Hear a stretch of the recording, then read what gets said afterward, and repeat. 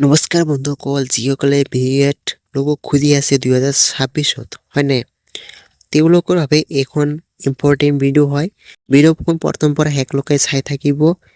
তো A to Z মই guide কৰিম, মানে এলিজিবল হ'ব নে নহ'ব, কি ছাবজেক্ট লাগিব, কি মেজৰ থাকিব লাগিব, কি মানে সকলো তথ্য মই এখন ভিডিঅ'ৰ জৰিয়তে মই ক'ব বিচাৰিছোঁ। তো ভিডিঅ' প্ৰথম পৰা শেষলৈকে চাই থাকিব, তেনেহ'লে বুজি পাব কি মানে এলিজিবল হ'ব নে নহ'ব, মানে গোটেই তথ্য জানিব পাৰিব। আগতে মানে স্কিপ কৰিলে মানে বুজি নাপাব, পিছতে মানে বুজা নাই এনেকৈ কথা কৈ দিব। ঠিক আছে, তেনেহ'লে ভিডিঅ' প্ৰথম পৰা শেষলৈ চাই থাকক। ইয়াতে চাওক, মানে এডমিশ্যন 2026 চলি আছে আৰু কোৰ্চ নেম মানে 2 years BEd bachelor of education হয়নে। আৰু টোটাল চিট আছে মানে 50 প্লাছ EWS 5টামান আছে, মানে টোটাল আর কি 55, 55টা চিট আছে হয়নে। অর্গানাইজেশন NERIE মানে শিলং হয় অর্গানাইজেশন।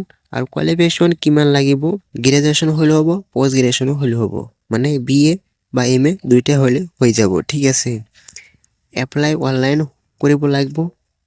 ফিজটো কিমান হ'ব, এপ্লাই ফিজ মানে 1400 টকা, মানে জেনেৰেল কাৰণে। আৰু মানে আদাৰ কেটেগৰী তেওঁলোকৰ মানে 800 টকা লাগিব। ঠিক আছে, আৰু ষ্টাৰ্ট ডেট হৈছে মানে 15 মে 2026 পৰা চলি আছে। শেষ সময় তাৰিখ মানে 5 জুন 2026লৈকে চলি থাকিব। ঠিক আছে, মানে কিমান দিন হ'ল, মানে টোটাল আর কি 20 দিন মান থাকিব এই প্ৰচেছ অনলাইন। ঠিক আছে, BEডৰ কিছু জানিবলৈ কথা ইয়াতে। ইনষ্টিটিউট হ'ব north east regional institute of education, Umiam Shillong, মানে বোৰ্ড বা ইউনিভাৰ্চিটি মানে শ্বিলঙত হ'ব। ঠিক আছে, ইয়াতে মেনশ্যন কৰি দিছে। তাৰপিছতে টোটাল চিট মানে 55টা চিট আছে।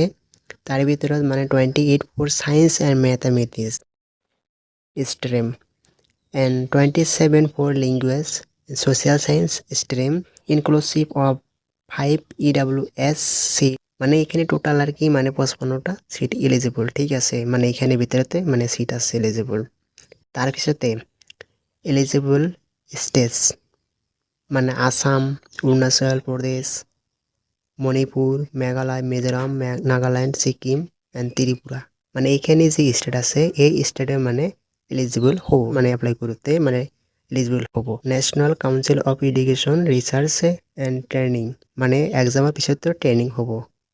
মানে এক্সাম মানে মেৰিট লিষ্টে মানে নাম ৰেংকৰ পিছত কথাখিনি হৈছে ৰিজাল্টৰ পিছত ট্ৰেইনিং হ'ব। সিলেকশ্যন মোড মানে কমন ইণ্টাৰেষ্ট এক্সামিনেশ্যন দিব লাগিব। মানে ইয়াতেও মেনশ্যন কৰি দিছে, মানে অহা 28 জুনত এক্সাম হ'ব, মানে এক্সামিনেশ্যন হ'ব ছানডে, মানে ৰবিবাৰ দিনা এক্সাম হ'ব, ইয়াতে মেনশ্যন কৰি দিছে। ঠিক আছে, আৰু এক্সাম গ্ৰুপ মানে বি গ্ৰুপ গ্ৰেজুৱেশ্যন লেভেলতো হ'ব, ইয়াতে মেনশ্যন কৰি দিছে। ঠিক আছে, তাৰপিছতে এফিলিয়েশ্যন মানে north east hill university Shillong, ইয়াতে মেনশ্যন ভালেখিনি বুজি পাইছে, মানে এইটো মানে ইউনিভাৰ্চিটি শ্বিলঙৰ হয়, মানে ইয়াতে মেনশ্যন কৰি দিছে। ঠিক আছে, নৰ্থ ইষ্টে। তাৰপিছতে প্ৰগ্ৰাম হাইলাইট কৰি দিছে, fully residential campus with separate hostel for boys and girls, scholarship for all eligible student, intensive school intensive program, modern library, ICT labs, AC, auditorium, NK and high-speed internet and campus placement support. এইখিনি কথা হ'ল যে মানে সেই মানে ইনষ্টিটিউটৰ বা যি মানে কলেজত মানে BEড ল'ব, মানে সেইখিনিৰ ভিতৰত মানে ফুল ছাপোৰ্ট থাকিব, মানে কেম্পাছত ছাপোৰ্ট থাকিব, বয়েজ গাৰ্লছ হোষ্টেলো থাকিব, কেপাচিটি থাকিব, লগতে স্কলাৰশ্বিপো মানে ফেচিলিটি আছে। তাৰপিছতে মানে কি কোৱা ICT লেব থাকিব, AC মানে থাকিব, NK হাই স্পীড ইণ্টাৰনেট থাকিব কেম্পাছতো প্লেচমেণ্ট ছাপোৰ্ট কৰিব, মানে টোটাল আৰ কি মানে ছাপোৰ্ট সেইটো মানে কৰিব। ঠিক আছে, এইখানে মেনশ্যন কৰি দিছে ষ্টেট মানে আসামত কিমান, মানে জেনেৰেল কিমান, OBC ST কিমান, ইয়াতে গোটেই মেনশ্যন কৰি দিছে। ঠিক আছে, অৰুণাচল প্ৰদেশ, মণিপুৰ, মেঘালয়, মিজোৰাম, নাগালেণ্ড, ছিকিম, ত্ৰিপুৰা, মানে টোটাল আর কি মানে যিখিনি মানে চিট পাবলগীয়া কথা মানে ইয়াতে টোটাল মেনশ্যন কৰি দিছে ক'ত মানে কি মানে জেনেৰেল কিমান চিট আছে OBC মানে টোটাল আৰ কি মেনশ্যন কৰি দিছে ঠিক আছে তাৰপিছত মানে মেনশ্যন কৰাৰ পিছত 50টা হ'ল টোটাল আৰ কি মানে জেনেৰেল 26টা জেনেৰেল 26টা আৰু মানে কি OBC মানে 13টা মান আৰু মানে SC মানে 7টা মান আৰু ST মানে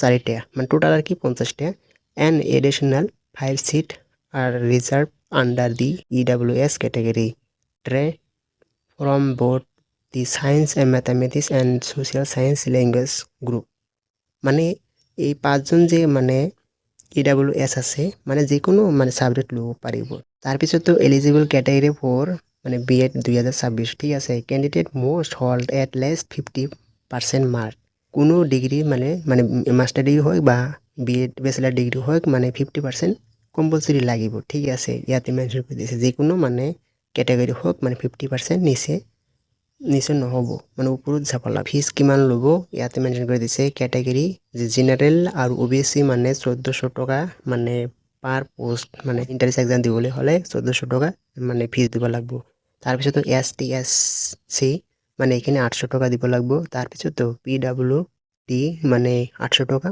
আৰু EWS মানে সেইখানে 800 টাকা ঠিক আছে কথাখিনি বুঝি পাইছে কিমান টাকা আর তাৰপিছতে ইয়াতে মেনশন কৰি দিছে the fees is payable online through debit card credit card net banking or UPI at the time of prompt submission and is non refundable মানে কোনো কাৰণতে এক্সাম নিদিলে বা এক্সাম দিয়াৰ পিছতে এডমিশন না ল'লে পইচাটো ঘূৰাই নাহিব ঠিক আছে ইয়াতে মেনশন কৰি দিছে ঠিক আছে তাৰপিছতে এক্সাম পেটাৰ্ণ হ'ব মানে অমৰ বেসেড টেষ্ট মানে 2 hours with the 80 multiple choice question মানে কথা হল 2 ঘন্টা মানে এক্সাম হ'ব ডিউরেশন ঠিক আছে মানে 8 multiple choice question মানে 80টা মান কোশ্চেন থাকিব তাৰপিছত yes correct answer 2 mark মানে carries 2 mark মানে এটা কৰি কোশ্চেনত 2 mark থাকিব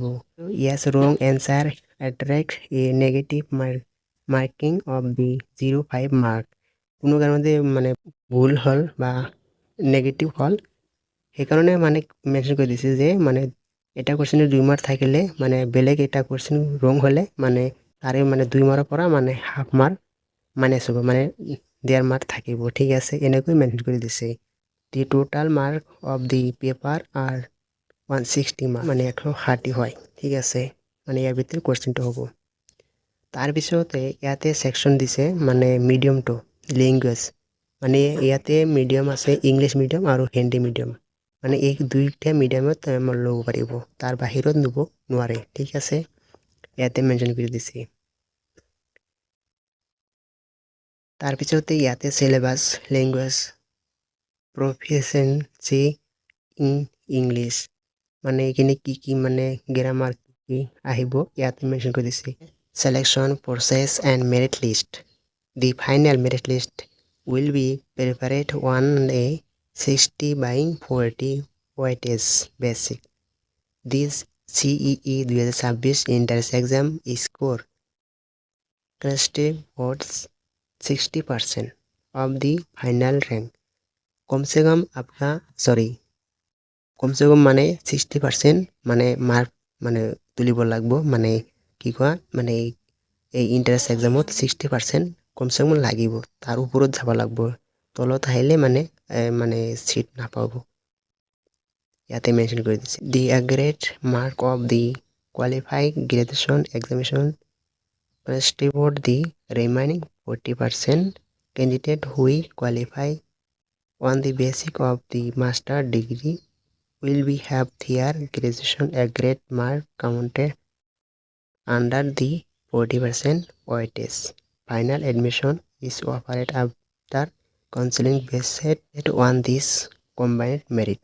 Minimum 60% পাব লাগে important date notification তো আহিছে মানে যোৱা 29 এপ্ৰিল আৰু এপ্লাই স্টাৰ্ট মানে 15 মে আৰু মানে শেষ সময় 5 জুনলৈকে থাকিব আৰু এডমিট কাৰ্ডটা মানে জুন মাহতে কিমান তাৰিখত দিব এটা নাজানো মানে এইটো অফিচিয়েল নটিফিকেশ্যন অহা নাই তাৰপিছতে এক্সামটো আহিছে মানে 28 জুনত এক্সাম হ'ব ঠিক আছে ইয়াতে মেনশ্যন কৰি দিছে তাৰপিছত ৰিজাল্ট ডিক্লাৰেশ্যন ইয়াতে নটিফিকেশ্যন দিয়া নাই যেতিয়া দিব মই সোনকালে নটিফিকেশ্যন আপগ্ৰেড কৰিম আৰু নটিফিকেশ্যন আনিবলৈ মই চেষ্টা কৰিম তো এতিয়া সমাপ্ত বিচাৰোঁ